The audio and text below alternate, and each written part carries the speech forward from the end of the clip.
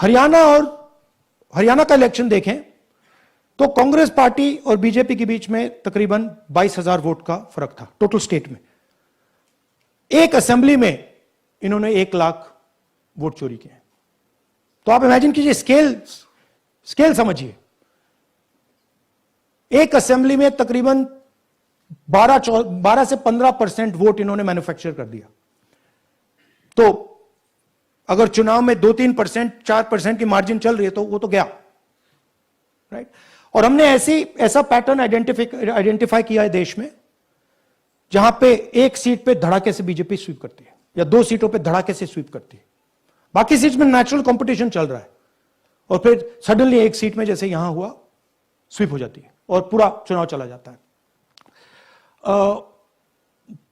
आखिरी बात, नरेंद्र मोदी 25 लोकसभा सीट के कारण प्रधानमंत्री हैं।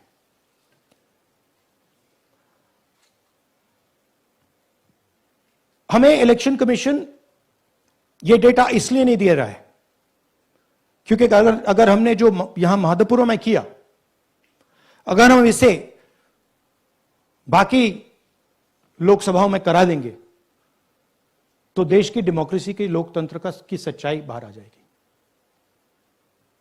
ये अब एविडेंस है, ये क्रिमिनल एविडेंस है। और इलेक्शन कमीशन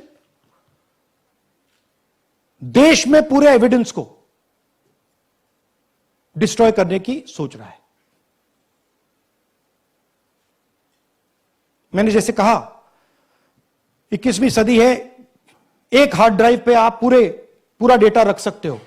100 साल 200 साल का डेटा रख सकते हो, जितना रखना है रख दो। मगर इलेक्शन कमीशन 45 दिन में सीसीटीवी को खत्म करना चाह रहा है, वोटर लिस्ट नहीं दे रहा है। तो they are colluding with the BJP, they are helping the BJP destroy the election system in India. अब आपके कोई सवाल हो? एक एक करके और इसी मुद्दे पर ये सॉरी लास्ट, ये मिसयूज ऑफ फॉर्म 6, 33,000 लोग हैं, नाम है यहां पे सबके। ये आप देखिए,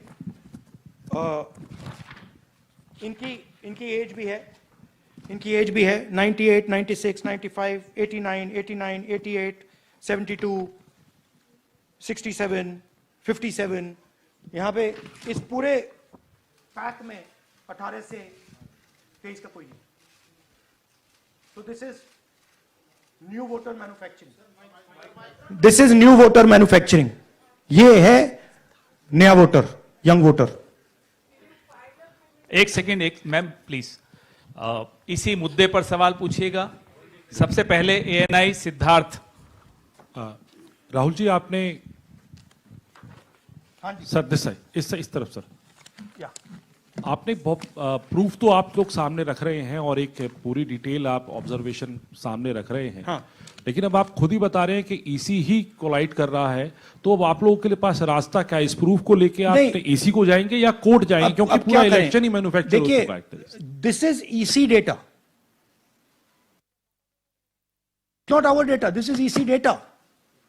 एंड ईसी कह रहा है कि हम फ्री एंड फेयर इलेक्शन करा रहे हैं, और उनके डेटा में एक असेंबली में 1 लाख फेक वोटर्स हैं, फेक एड्रेसेस, डुप्लीकेट, फॉर्म 6, अलग अलग तरीके।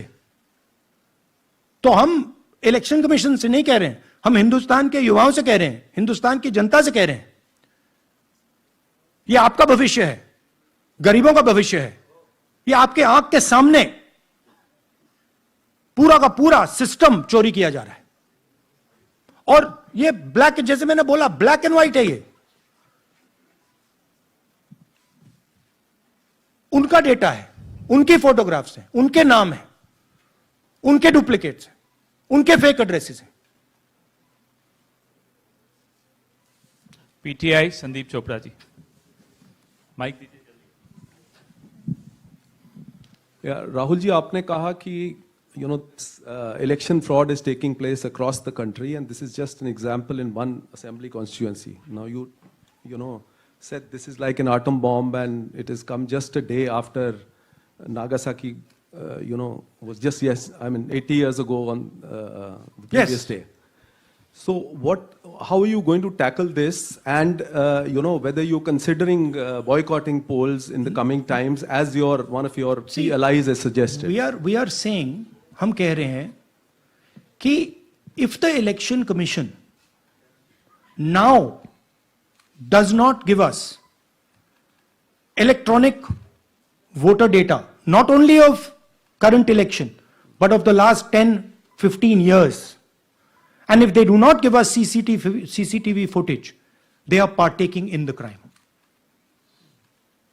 Now, if the election commission is not partaking in the crime, I'm absolutely convinced they are, the data is showing they are, they should give us electronic voter lists. Please show me that pile of paper.